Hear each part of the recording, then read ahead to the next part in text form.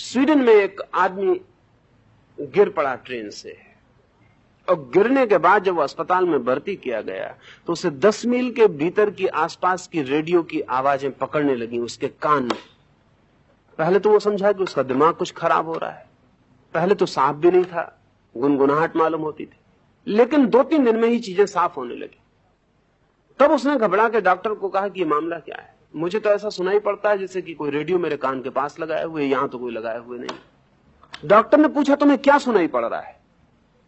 तो उसने जो गीत की कड़ी बताई वो डॉक्टर अभी अपने रेडियो से सुन के आ रहा था। उसने कहा ये मुझे अभी थोड़ी देर पहले सुनाई पड़ी, और फिर तो स्टेशन बंद हो गया टाइम बता के कि इतना टाइम। तब तो रेडियो लाके लगा के जांच पड़ताल की गई और पाया गया कि उसके आदमी का कान ठीक रेडियो की तरह रिसेप्टिव का काम कर रहा है, उतना ही ग्राहक हो गया है। ऑपरेशन करना पड़ा, वो तो आदमी पागल हो जाए, क्योंकि ऑन ऑफ का तो कोई उपाय नहीं था, वो 24 घंटे चल रहा था, जब तक स्टेशन चलेगा तब तक वो आदमी चल रहा था। लेकिन एक बात जाहिर हो गई कि ये भी कान की संभावना हो सकती, और ये भी तय हो गया उसी दिन कि इस सदी के पूरे होते होते हम कान का ही उपयोग करेंगे रेडियो के लिए। इतने इतने बड़े यंत्रों को बनाने की ढोने की कोई जरूरत नहीं रह जाएगी। लेकिन तब एक छोटी सी व्यवस्था जो कान पे लगाई जा सके और जिससे ऑन ऑफ किया जा सके पर्याप्त होगा। सिर्फ ऑन ऑफ किया जा सके उतनी व्यवस्था। पर उस आदमी की आकस्मिक घटना से ये ख्याल पकड़ा, बिल्कुल आकस्मिक।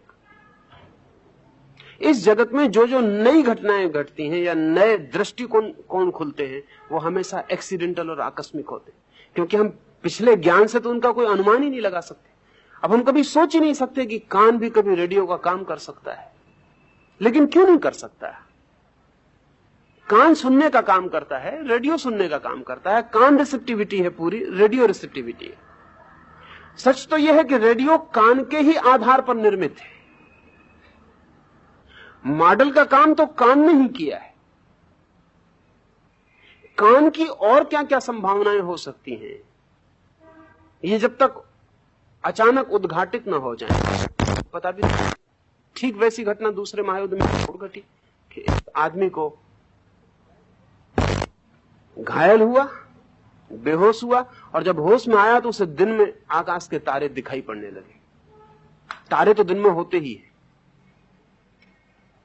तारे तो कहीं चले नहीं जाते, तारे तो आकाश में होते ही है। सिर्फ सूरज की रोशनी की वजह से दिखाई पड़ने बंद हो जाते। सूरज की रोशनी बीच में आ जाती है, तारे पीछे पड़ जाते हैं। सूरज तारे बहुत दूर हैं, उनकी टिमटिमाती रोशनी खो जाती है। यद्यपि वे सूरज से छोटे नहीं, उनमें तो कोई सूरज से 1000 गुना बड़ा है, कोई 10,000 गुना बड़ा है, कोई 1,00,000 गुना बड़ा है, पर फासला बहुत है। सूरज से किरण हम तक आती है तो उसको 9 मिनट लगते हैं, और जो सबसे करीब का तारा है उससे जो किरण आती है उसको 40 साल लगते हैं। फासला बहुत है, 9 मिनट और 40 साल। और किरण बहुत तेज चलती है, 1,86,000 मील चलती है 1 सेकंड। सूरज से पहुंचने में 9 मिनट लगते हैं, निकटतम तारे से पहुंचने में 40 साल लगते हैं। और ऐसे तारे हैं कि जिनसे 4,000 साल भी लगते हैं, 4 लाख साल भी लगते हैं, 4 करोड़ साल भी लगते हैं, 4 अरब साल भी लगते हैं। 4 अरब साल के ऊपर का हम हिसाब नहीं रख सकते, क्योंकि हमारी पृथ्वी को बने 4 अरब साल हुए। वैज्ञानिकों का कहना है कि जब हमारी पृथ्वी नहीं बनी थी तब जो किरणें चली होंगी, एक दिन जब हमारी पृथ्वी समाप्त हो चुकी होगी तब पार होंगी। उन किरणों को कभी पता ही नहीं चलेगा कि बीच में एक पृथ्वी के होने की घटना घट गई। जब पृथ्वी नहीं थी तब वो चली, और जब पृथ्वी नहीं हो चुकी होगी तब वो पार हो जाएगी। उनको कभी पता नहीं चलेगा। उन किरणों पर अगर कोई यात्री सवार होकर चले तो पृथ्वी कभी थी इसका कोई भी पता नहीं चलेगा। दिन में वे तारे हैं अपनी जगह। उस आदमी को दिखाई पड़ने शुरू हो गए। उसकी आंख को क्या हो गया? उसकी आंख ने एक नया सिलसिला शुरू किया। ऑपरेशन करना पड़ा उसकी आंख का, क्योंकि वो आदमी सामान्य नहीं रह गया। वो आदमी बेचैनी में पड़ गया, वो आदमी कठिनाई में पड़ गया। पर एक बात साफ हुई कि आंख दिन में भी तारों को देख सकती है। अगर आंख दिन में भी तारों को देख सकती है तो आंख की बहुत सी संभावनाएं हैं जो सुप्त पड़ी। हमारी प्रत्येक इंद्रिय की बहुत सी संभावनाएं हैं जो सुप्त पड़ी। इस जगत में जो हमें चमत्कार दिखाई पड़ते हैं वो सुप्त पड़ी संभावनाओं का कहीं से टूट पड़ना है। बस कोई सुप्त संभावना कहीं से प्रकट हो जाती है, हम चमत्कृत हो जाते। वो मिरेकल नहीं है। उतना ही चमत्कार हमारे भीतर भी दबा पड़ा है, पर अप्रगट है, वो प्रकट नहीं हो पा रहा है, वो खुल नहीं पा रहा है।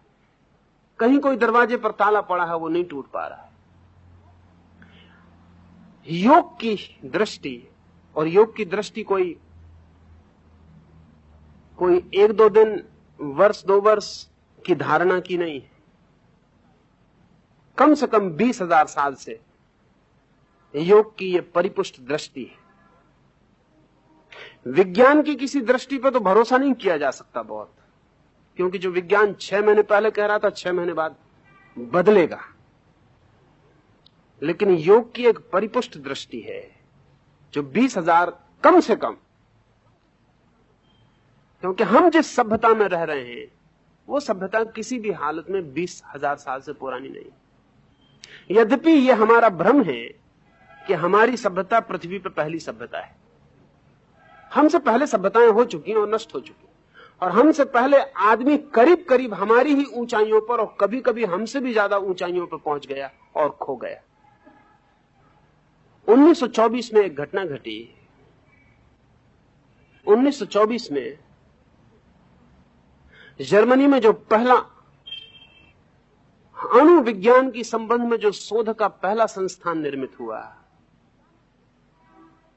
अचानक एक दिन सुबह एक आदमी जिसने अपना नाम फल्कनेली बताया, एक कागज लिख के वहां दे गया, और कागज में एक छोटी सी सूचना दे गया कि मुझे कुछ बातें ज्ञात हैं और कुछ और लोगों को ज्ञात हैं, जिनके आधार पर मैं ये खबर देता हूं कि अणु के साथ खोज में मत पड़ना, क्योंकि हमारी सभ्यता के पहले और भी सभ्यताएं इस खोज में पड़ के नष्ट हो चुकी। इस खोज को बंद ही कर देना। बहुत खोजबीन की गई, उस आदमी का कुछ पता न चला। 1940 में हेजनबर्ग एक बहुत बड़ा वैज्ञानिक था जर्मनी का, जिसने कि सब बड़े से बड़ा काम अणु की खोज में लगाया। उस आदमी के घर फिर एक आदमी उपस्थित हुआ जिसने फिर उसे एक चिट्ठी दी, उसमें भी फल्कनेली के दस्तखत थे। वो नौकर को चिट्ठी दे के बाहर ही चला गया। उस चिट्ठी पर उसने हेजनबर्ग को सूचना दी थी कि तुम पापी होने का जिम्मा मत लो, क्योंकि ये सभ्यता पहली नहीं है जो कि अणु के साथ उपद्रव में पड़ी हो। इसके पहले बहुत बार सभ्यताएं अणु के साथ खेल में पड़ी और नष्ट हुई, मगर फिर भी उस आदमी का कोई पता नहीं चल सका।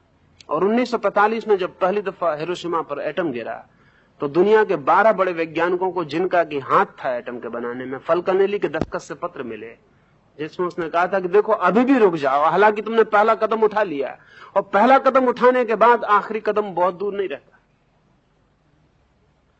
ओपेनहीमर, जो अमेरिका का सबसे बड़ा अणुशास्त्री था, जिसने कि अणु बनाने में बड़े से बड़ा भाग बताया, उसने तत्काल उस पत्र के मिलते से अणु आयोग से इस्तीफा दिया, और उसने एक वक्तव्य दिया कि वी हैव सिन्ड, हमने पाप किया। और यह आदमी हर वक्त खबर देता रहा, पर यह आदमी कौन है इसका कोई पता नहीं लग सका कि आदमी कौन है। इस बात की पूरी संभावना है कि वो जो कह रहा है ठीक कह रहा है। अणु के साथ खिलवाड़ सभ्यताएं पहले भी कर चुकी। हमने भी महाभारत में अणु के साथ खिलवाड़ कर लिया है, और उसके साथ हम बर्बाद हुए। असल में करीब करीब ऐसा है जैसे कि एक व्यक्ति बच्चा होता है, जवान होता है, और जवानी में वही भूलें करता है जो उसके बाप ने की थी। हालांकि बाप बूढ़ा होकर उसको समझाता, इन भूलों में मत पड़ना, ये सब गड़बड़, लेकिन उसके बाप ने भी इस बूढ़े को समझाई थी यही बात। और ऐसा नहीं है कि उस बूढ़े के बाप को समझाने वाला बाप नहीं था, उसने भी समझाया। बाकी जवानी में वही भूल होती, फिर बुढ़ापे में वही समझावट होती। बच्चा होता है, जवान होता है, बूढ़ा होता है, मरता है, जैसे व्यक्ति एक चक्र में दौड़ के विभीत हो जाता है, ऐसे ही हर सभ्यता भी करीब करीब एक से स्टेप उठा के नष्ट होती है। सभ्यताएं भी बचपन में होती हैं, जवान होती हैं, बूढ़ी होती हैं और मरती हैं। ये जो योग की 20,000 साल की मैं इसलिए कहता हूं कि 20,000 साल का हिसाब थोड़ा साफ है। वैसे इसे और भी साफ करना हो तो 20,000 साल के पहले जो सभ्यताएं रही उनको बिना जाने साफ नहीं किया जा सकता। एक आदमी की जवानी ठीक से समझनी हो तो 10 आदमियों की जवानी समझनी जरूरी है। अकेली नहीं समझी जा सकती, कोई रेफरेंस नहीं होता, कोई संदर्भ नहीं होता, कैसे समझा जाए वो क्या कर रहा है, ठीक कर रहा है कि गलत कर रहा है। एक आदमी का बुढ़ापा समझना हो तो 25 बूढ़ों पर नजर डालनी जरूरी है, नहीं तो अधूरा अधूरा। एक एक व्यक्ति अपने आप में कुछ भी नहीं बता पाता है, एक एक घटना कुछ नहीं कहती, लेकिन 20,000 साल का इतिहास साफ है। इस 20,000 साल में योग निरंतर एक बात कहता रहा है कि आज्ञा चक्र के साथ जुड़ा हुआ आधा मस्तिष्क है जो बंद पड़ा है। अगर तुम्हें संसार के पार कुछ जानना है तो उस आधे मस्तिष्क को सक्रिय करना जरूरी है। अगर परमात्मा के संबंध में कोई यात्रा करनी है तो वो आधा मस्तिष्क सक्रिय होना जरूरी है। अगर पदार्थ के पार देखना है तो वो आधा मस्तिष्क सक्रिय होना जरूरी है। उसका द्वार है आज्ञा, वो जहां आप तिलक लगाते हैं वो तो करस्पॉन्डिंग हिस्सा है आपकी चमड़ी के ऊपर। उससे अंदाजन 1.5 इंच भीतर, अंदाजन कहता हूं क्योंकि किसी का थोड़ा ज्यादा किसी का थोड़ा कम, अंदाजन 1.5 इंच भीतर वो बिंदु है जो द्वार का काम करता है पदार्थ अतीत भावातीत जगत के लिए। तिब्बत में तो जैसा हमने तिलक आविष्कृत किया, तिब्बत ने तो ठीक ऑपरेशंस भी आविष्कृत किए, और तिब्बत ही कर सकता था क्योंकि तिब्बत ने जितनी मेहनत की है मनुष्य के तीसरे नेत्र पर, वो थर्ड आई पर, उतना किसी और सभ्यता ने नहीं किए। सच तो यह है कि तिब्बत का पूरा विज्ञान और पूरी समझ, जीवन के अनेक आयामों की समझ उस तीसरे नेत्र की ही समझ पर आधारित है। जैसा मैंने कायसी का आपके लिए कहा, तो कायसी तो एक व्यक्ति है। तिब्बत में तो सैकड़ों साल से व्यक्ति जब तक समाधि में ना जाए तब तक दवा का कोई पता ही नहीं लगाते रहे। ये पूरी सभ्यता ही वो काम करती रही। समाधिस्थ व्यक्ति से ही दवा पूछेंगे, उसकी दवा का ही उपयोग है, बाकी तो सब अंधेरे में टटोलना है। उन्होंने तो ऑपरेशंस भी विकसित किए। ठीक इस 1.5 इंच के भीतर जो जगह है उस पर ऑपरेशंस भी करने के प्रयोग किए। उसको बाहर से भी तोड़ने की कोशिश की, वो टूट जाती है, बाहर से भी टूट जाती है। लेकिन बाहर से टूटने में और भीतर से टूटने में एक फर्क है, इसलिए भारत ने कभी उसको बाहर से तोड़ने की कोशिश नहीं की। वो मैं आपको ख्याल में दे दूं, उसे भीतर से ही तोड़ने की, उसका आधा मस्तिष्क सक्रिय हो जाता है। बहुत संभावना यह है कि वो अपने इस नए आधे मस्तिष्क की सक्रियता का दुरुपयोग करेगा। उसकी चेतना में कोई अंतर नहीं हुए, वो आदमी वही का वही है, उसकी चेतना में कोई साधनागत अंतर नहीं हुए, और उसके मस्तिष्क में नए काम शुरू हो गए। अगर वो आदमी आज दीवार के पार देख सकता है तो इस बात की बहुत कम संभावना है कि वो कुएं में किसी गिरे आदमी को देख कर निकालने जाएगा। इसकी बात की बहुत संभावना है कि किसी के गड़े हुए खजाने को खोदने जाएगा। अगर वो आदमी ये देख सकता है कि उसके भीतरी इशारे से आपको आज्ञा दी जा सकती है, तो इस बात की बहुत कम संभावना है कि आपसे वो कोई अच्छा काम करवाएगा। इस बात की बहुत संभावना है कि आपसे वो कोई बुरा काम करवाएगा। ऑपरेशन हो सकता था, भारत को भी उसके सूत्र पता थे, पर उसका कभी प्रयोग नहीं किया। नहीं प्रयोग किया इसीलिए कि जब तक व्यक्ति की चेतना भी भीतर से इतनी विकसित ना हो कि नई शक्तियों का उपयोग करने में समर्थ हो जाए, तब तक उसे नई शक्तियां देना खतरनाक है। बच्चे के हाथ में जैसे हम तलवार दे दें, बहुत डर तो यह है कि वो 2-4 को काटेगा, डर यह भी है कि वो अपने को भी काटेगा। और बच्चे के हाथ में दी गई तलवार से किसी का भी मंगल हो सकेगा, इसकी आशा करना दुराशा मात्र है। तो चेतना के तल पर अगर व्यक्ति के भीतर की चेतना विकसित न हो, उसके हाथ में नई शक्तियां देना खतरनाक है। तिब्बत ने उस जहां हम तिलक लगाते रहे हैं वहां ठीक भीतर तक भी छेद करने की कोशिश की है भौतिक उपकरणों से। इसलिए तिब्बत बहुत सी बातें जान पाया बहुत से अनुभव कर पाया, लेकिन फिर भी तिब्बत कोई नैतिक अर्थों में महान देश नहीं बन पाया। ये बड़ी आश्चर्यजनक घटना है। तिब्बत बहुत काम कर पाया, लेकिन फिर भी नैतिक अर्थों में वो एक बुद्ध भी पैदा नहीं कर पाया।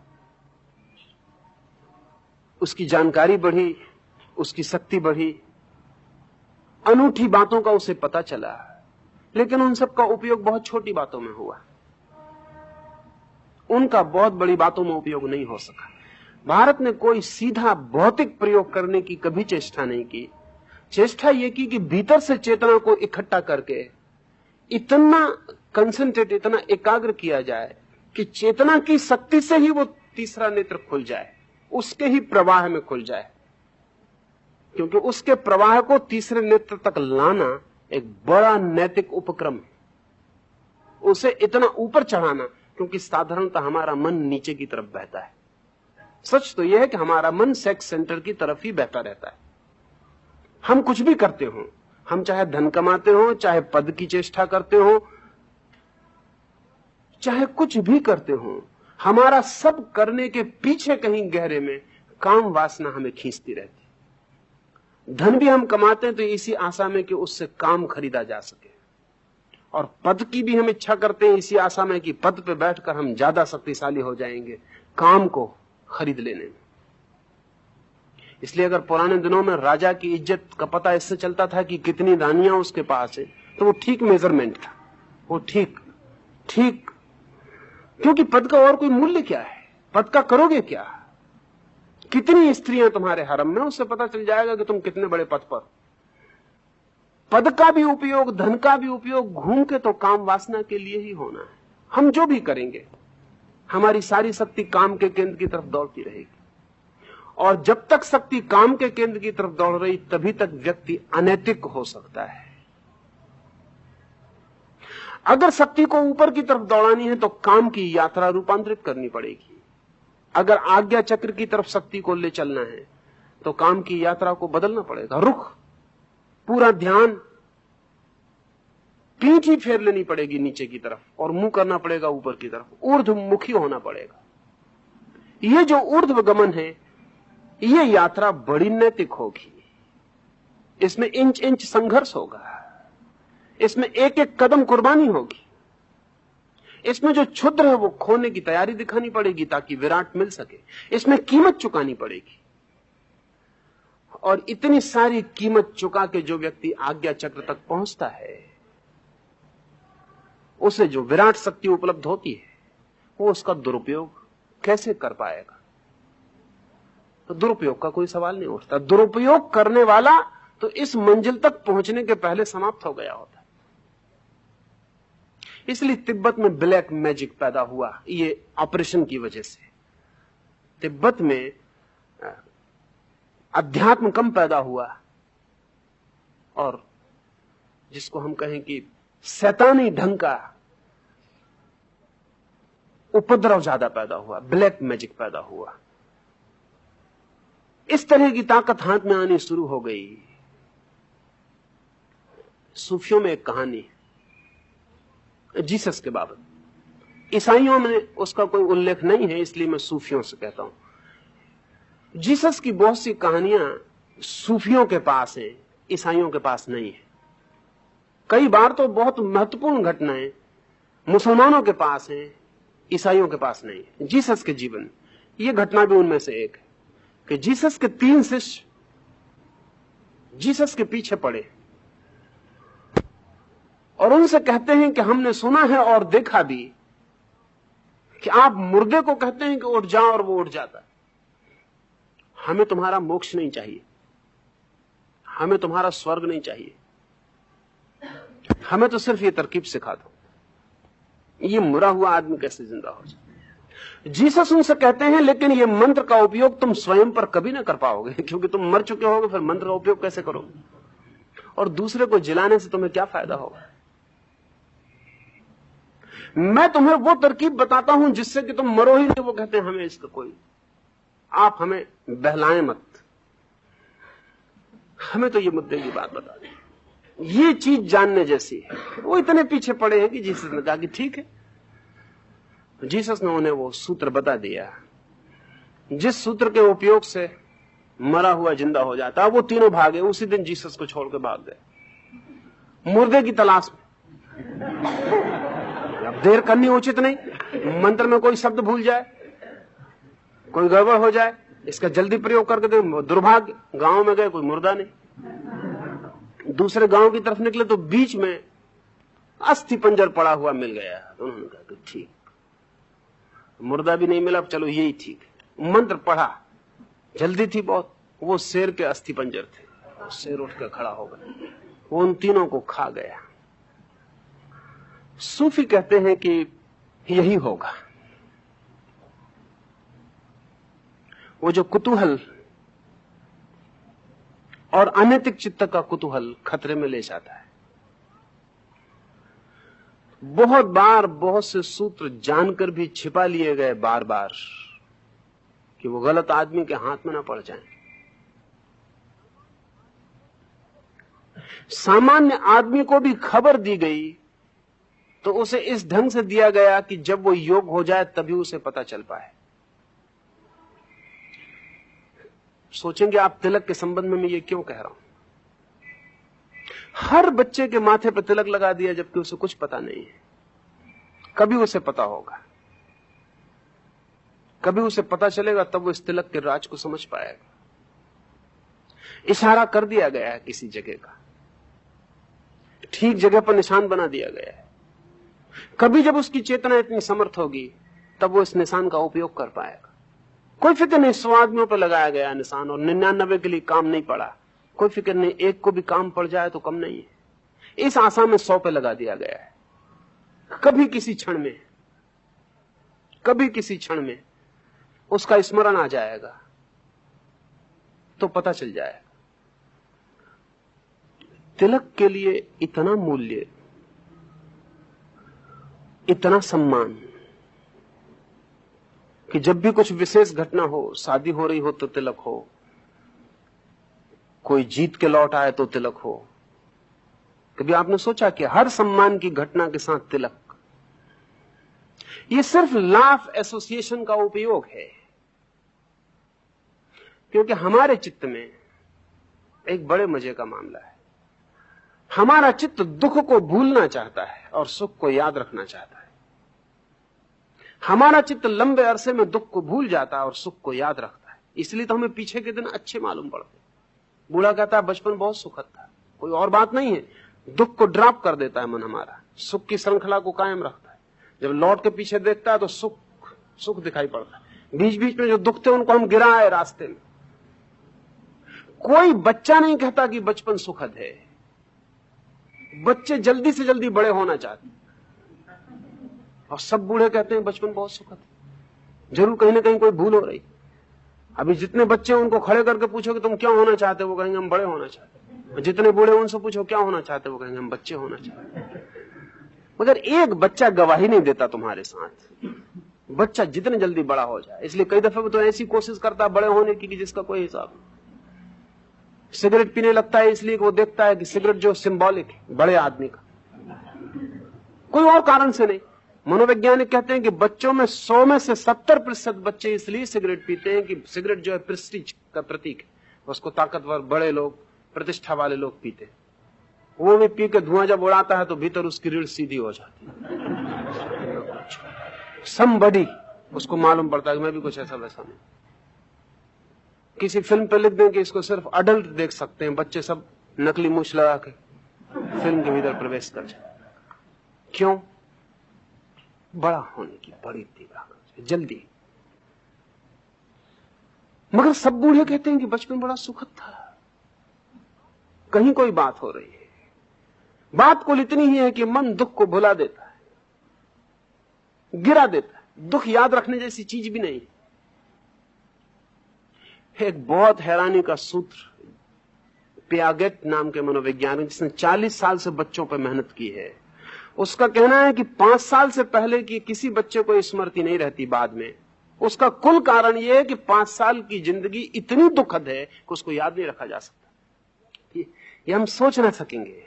पर पियागेट ठीक कहता, अनुभव से कहता, भारी अनुभव से कहता है आपको अगर कहा जाए कि आपको कब तक की याद है, तो आप ज्यादा से ज्यादा 5 साल 4 साल लौट पाते हैं।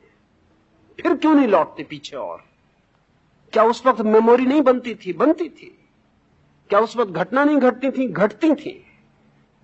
क्या उस वक्त किसी ने गाली नहीं दी और किसी ने प्रेम नहीं किया? सब हुआ है। पर मामला क्या है? 4 साल के पहले की स्मृति का कोई रिकॉर्ड क्यों नहीं है आपके पास? पियागेट कहता है कि वो दिन इतने दुख में बीतते हैं क्योंकि बच्चा अपने को इतना दीन, इतना कमजोर, इतना हीन, सबसे दबा हुआ, इतना असहाय अनुभव करता है कि उसका कुछ भी याद रखना उसको पसंद नहीं, उसको ड्रॉप कर देता, भूल ही जाता। वो कहता 4 साल पहले तो मुझे कुछ याद ही नहीं, कुछ याद नहीं, क्योंकि बाप ने कहा बैठ तो उसको बैठना पड़ा था, माँ ने कहा उठो तो उसे उठना पड़ा था। सब बड़े थे, बड़े शक्तिशाली थे, उसकी अपनी कोई सामर्थ्य ना थी। वो बिल्कुल हवा में उड़ता हुआ पत्ता जैसा था, जो कोई कुछ कह दे सब पर निर्भर था। जरा सी आंख का इशारा और उसको डर जाना पड़ेगा। उसके हाथ में कुछ भी सामर्थ्य ना थी, उसने उसको बंद कर दिया। वो ख्याल ही छोड़ दिया कि मैं कभी था ऐसा, बात खत्म हो गई। वो 4 साल के पहले की याद ही नहीं करता। मजे की बात है, हिप्नोटाइज करके आपको याद करवाई जा सकती है। 4 साल पहले की नहीं, मां के पेट में भी जब आप थे तब की भी स्मृति बनती है। अगर मां गिर पड़ी हो आपकी तो बच्चे को उसके पेट में स्मृति बनती है कि चोट पहुंची, तो वो भी याद करवाई जा सकती, लेकिन साधारणता होश में नहीं रहती। तो इस तिलक को सुख के साथ जोड़ने का उपाय कारण पूर्वक है। जब भी सुख की कोई घटना घटे तिलक कर दो, सुख याद रहेगा, साथ में तिलक भी याद रह जाएगा। और धीरे धीरे सुख अगर तीसरे आंख से संयुक्त हो जाए, ये लॉ ऑफ एसोसिएशन को थोड़ा समझ लें। पावलव ने बहुत से प्रयोग किए। इस सदी में रूसी वैज्ञानिक पावलव एसोसिएशन के ऊपर सर्वाधिक काम किया है। उसका कहना है कोई भी चीज जोड़ी जा सकती है, सब जोड़ सहयोग के हैं।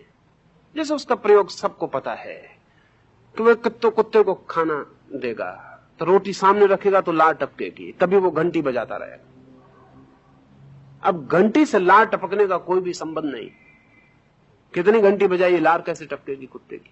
लेकिन रोटी रखी, लार टपकी, तब घंटी बजाई।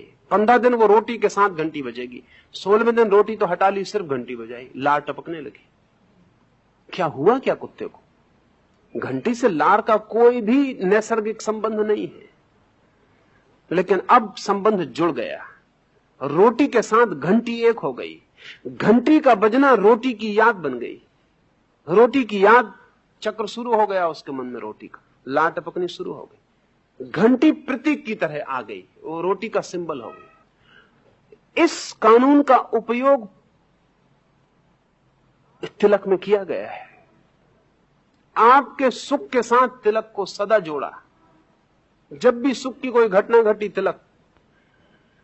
तिलक और सुख को एक किया। धीरे धीरे तिलक और सुख इतने एक हो जाएं कि तिलक को कभी भूला ना जा सके। एक वो आपके स्मरण में टक जाए, बैठ जाए, और जब भी सुख की याद आए तब आज्ञा चक्र की याद आए। जब भी सुख की याद आए तब जो पहली याद आए वो आज्ञा चक्र की याद आए। और सुख की हमें बहुत याद आती है। सुख में तो हम चाहे हुआ हो या ना हुआ हो, उसकी याद में तो जीते। जितना होता है उससे ज्यादा बड़ा करके याद करते रहते हैं पीछे पीछे, तो धीरे धीरे तो उसको इतना बड़ा कर लेते हैं कि जिसका कोई हिसाब नहीं। सुख को हम बड़ा करते रहते हैं, मैग्नीफाई करते रहते हैं, दुख को छोटा करते रहते हैं। एक ही नियम के अनुसार सुख को बड़ा करते रहते हैं। आपकी प्रेसी मिली थी, कितना सुख आया था, आज सोचेंगे तो बहुत बड़ा मालूम पड़ेगा। अभी मिल जाए तो पता चले एकदम छोटा, सिकुड़ जाए। और कल हो सकता है फिर 24 घंटे बाद आप मैग्नीफाई करेंगे, आह कितना आनंद। वो पीछे हमारा मन सुख को बड़ा करता जाता है। असल में इतना दुख है जीवन में कि अगर हम सुख को बड़ा ना कर पाए तो जीना बहुत मुश्किल। उसको बड़ा करके रस ले लेके चलाते, इधर पीछे बड़ा कर लेते हैं, उधर आगे आशा में बड़ा कर लेते हैं और चलते। तिलक के साथ सुख को जोड़ने का प्रयोजन है कि जब सुख बड़ा हो तो तिलक भी बड़ा हो जाए, और जब सुख की याद आए तो तिलक की भी याद आए। और ये चोट जो है याद की, धीरे धीरे सुख आज्ञा चक्र से जुड़ जाए। कि जब भी जीवन में सुख आए तो आज्ञा चक्र का स्मरण आए, और ये हो जाता है। और जब ये हो जाता है तो आपने सुख का उपयोग किया तीसरे आंख को जगाने के लिए। सब सुख की स्मृतियां आज्ञा के चक्र से जुड़ गई। अब ये हम सुख की धारा का उपयोग कर रहे हैं उसको चोट करने के लिए। ये चोट जितने मार्गों से पड़ सके उतना उपयोगी है। जिन मुल्कों में तिलक का उपयोग नहीं हुआ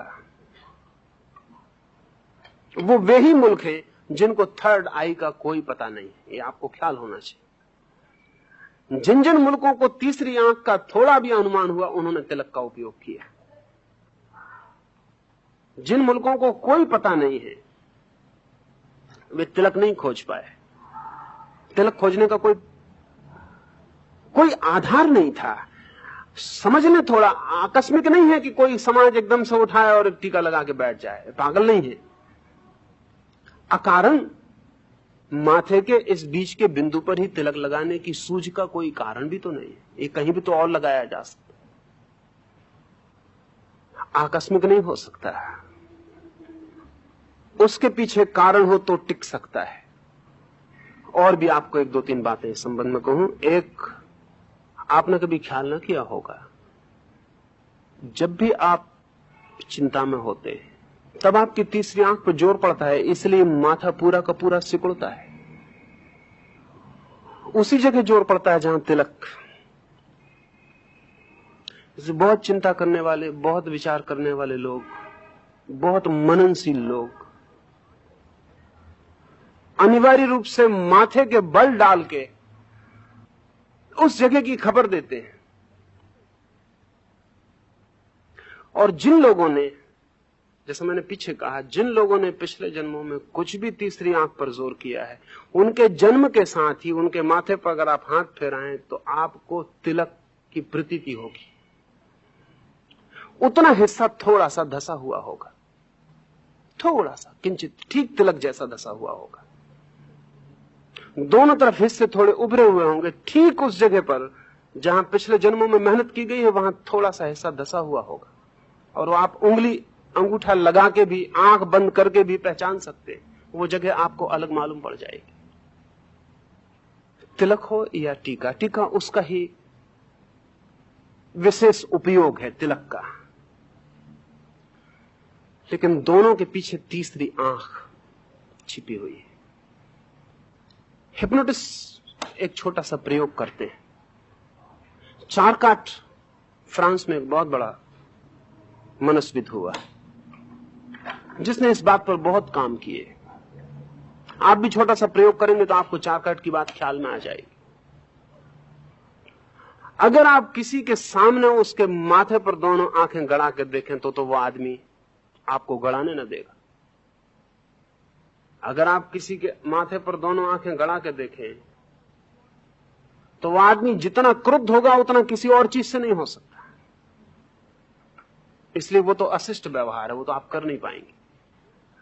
पर सामने से तो बहुत निकट है, वो सिर्फ 1.5 इंच के फासले पर है। अगर आप किसी के माथे पर पीछे से भी दृष्टि रखें तो भी आप हैरान हो जाएंगे। रास्ते पर आप चल रहे हैं, कोई आदमी आपके आगे चल रहा है, आप ठीक जहां माथे पर यह बिंदु है तिलक का, ठीक इसके आर पार अगर हम एक छेद करें तो पीछे जहां से छेद निकलता हुआ मालूम पड़ेगा। अनुमान करके उस जगह दोनों आंखें गड़ा दें और आप कुछ ही सेकंड आंख गड़ा पाएंगे कि वह आदमी लौट के आपको देखेगा। सिर्फ होटल के बैरे भर नहीं देखेंगे, उन पर भर आप प्रयोग मत कर किसी होटल में बैठ के। उसका कारण सिर्फ वे लोग नहीं देखेंगे, जैसे मैंने होटल के बैरे का आपको कहा, वो जान के कहा था कि आपको ख्याल में आ जाए। होटल का बैरा भर आप कितना ही उसके पीछे माथे पर गड़ाए नहीं देखेगा, क्योंकि वो पूरे वक्त ग्राहकों से बचने की कोशिश में, वो जैसे ही उसको पता चल जाए कि कोई उसमें उत्सुक है वो और ज्यादा दूसरी टेबलों के आसपास चक्कर मारने लगा। इसलिए वो भर आपको नहीं देखेगा, बाकी कोई भी देख लेगा। अगर आप ठीक से थोड़े दिन अभ्यास करें और उस आदमी को सुझाव दें तो सुझाव भी वो आदमी मानेगा। समझ लें कि आप एक आदमी के पीछे लौट के, पीछे आप देखते हैं किसी आदमी के माथे पर गड़ा के आंख, पलक नहीं झपे, कुछ सेकंड बिना पलक झपे देखते ना, वो आदमी पीछे लौट कर देख, अगर वो आदमी लौट कर देखता है तब आप उसको आज्ञा भी दे सकते हैं। फिर दोबारा उस आदमी को आप कहें बाएं घूम जाओ, तो वो आदमी बाएं घूमेगा और बड़ी बेचैनी अनुभव करेगा, हो सकता है उसको दाएं जाना हो। या आप थोड़ा प्रयोग करके देखेंगे तो हैरान हो जाएंगे।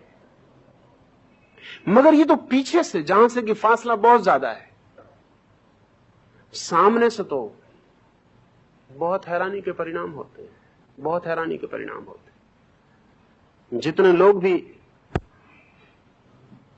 हल्के किस्म का शक्तिपात करते रहते हैं, वो आपके इसी चक्र के कारण, और कुछ कारण नहीं होता।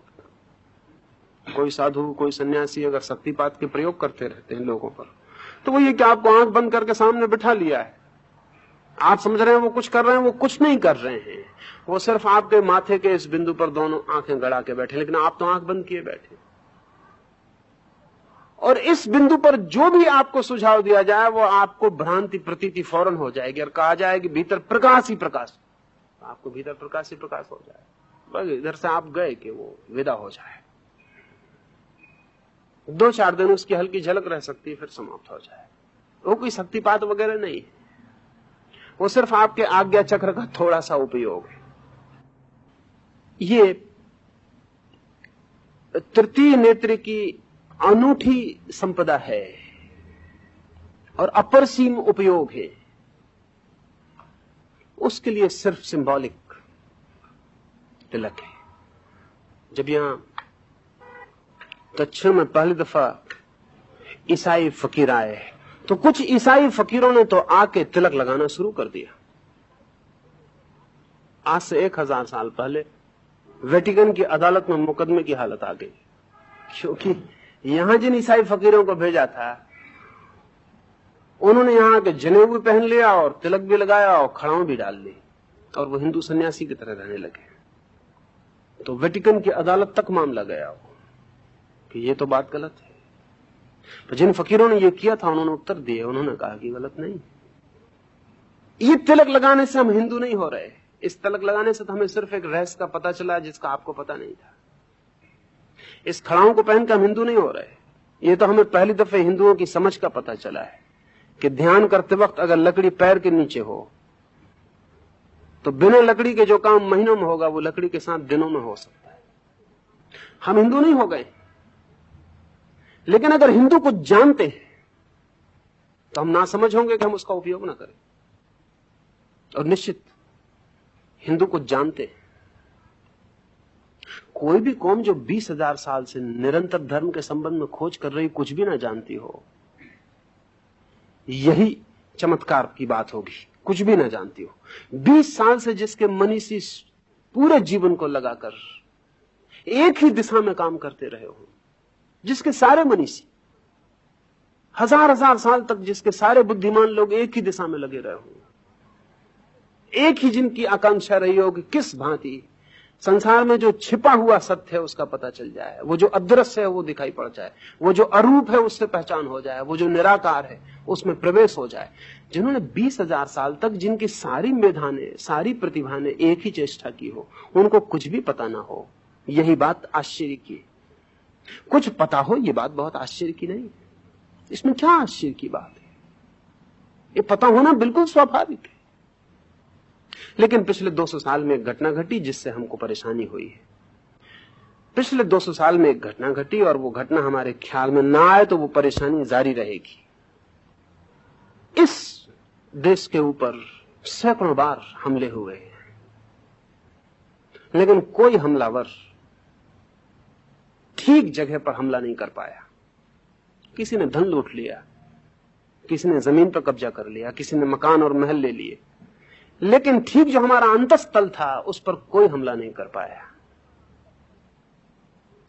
उस पर किसी का ध्यान ही नहीं गया। पहली बार पश्चिमी सभ्यता ने इस मुल्क के अंतस्थल पर चोट करनी शुरू की, और वो चोट करने के जो सुगमतम उपाय था वो ये था कि आपके पूरे इतिहास को आपसे विच्छिन्न कर दिया जाए।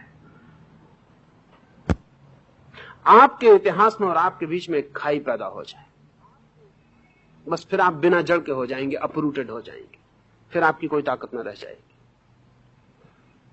अगर आज पश्चिम की सभ्यता को नष्ट करना हो तो सारे पश्चिम के मकान गिराने की जरूरत नहीं है, और न सिनेमा घर गिराने की जरूरत है, और न पश्चिम की होटलें गिराने की जरूरत। सिर्फ पश्चिम की 5 यूनिवर्सिटी को नष्ट कर दिया जाए, पश्चिम का कल्चर नष्ट हो जाए। कोई पश्चिम की जो संस्कृति है वो कोई सिनेमा घर में और कोई होटल में और कोई नाइट क्लब में नहीं है, वो चलते रहे, उनसे कुछ लेना देना नहीं है।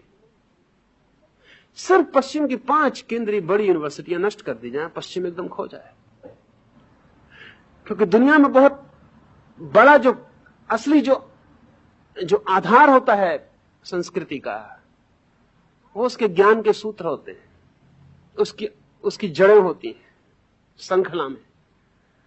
ज्यादा देर की जरूरत नहीं है, 1-2 पीढ़ी को इतिहास से वंचित कर दिया जाए, आगे का मामला टूट जाए। आदमी और जानवर में वही फर्क है। जानवर कोई विकास नहीं कर पाते, क्या बात है? कुल इतनी सी बात है कि जानवरों के पास कोई स्कूल नहीं और कोई बात नहीं, और जानवर के पास कोई उपाय नहीं है कि अपनी नई पीढ़ी को पुरानी पीढ़ी का ज्ञान दे सके, बस और कोई बात नहीं। जानवर का बच्चा जब पैदा होता है तो उसको वहीं से जिंदगी शुरू करनी पड़ती है जहां उसके बाप ने शुरू की थी। जब उसका बच्चा पैदा होगा वो भी वहीं शुरू करेगा जहां उसके बाप ने शुरू की थी। आदमी शिक्षा के माध्यम से अपने बच्चे को वहां से जिंदगी शुरू करवा देता है जहां खुद समाप्त करता है, इसलिए विकास होता है। सारा विकास पुरानी पीढ़ी के द्वारा नई पीढ़ी को अपना संचित अनुभव देने में निर्भर है। सोचें 20 साल के लिए बूढ़े तय कर लें कि हम बच्चों को कुछ ना बताएंगे, तो आप समझते हैं 20 साल का नुकसान नहीं होगा, 20,000 साल में जो इकट्ठा हुआ उसका नुकसान हो जाएगा। अगर 20 साल के लिए बूढ़े तय कर लें, पिछली पीढ़ी तय कर ले कि नई पीढ़ी को अब कुछ नहीं बताना है, तो आप ये मत सोचना कि 20 साल का ही नुकसान होगा और इसको 20 साल में पूरा किया जा सकेगा। नहीं, 20 साल में जो नुकसान होगा उसको पूरा करने में 20,000 साल लगे, क्योंकि गैप खड़ा हो गया, पुरानी पीढ़ियों का सब डूब जाएगा।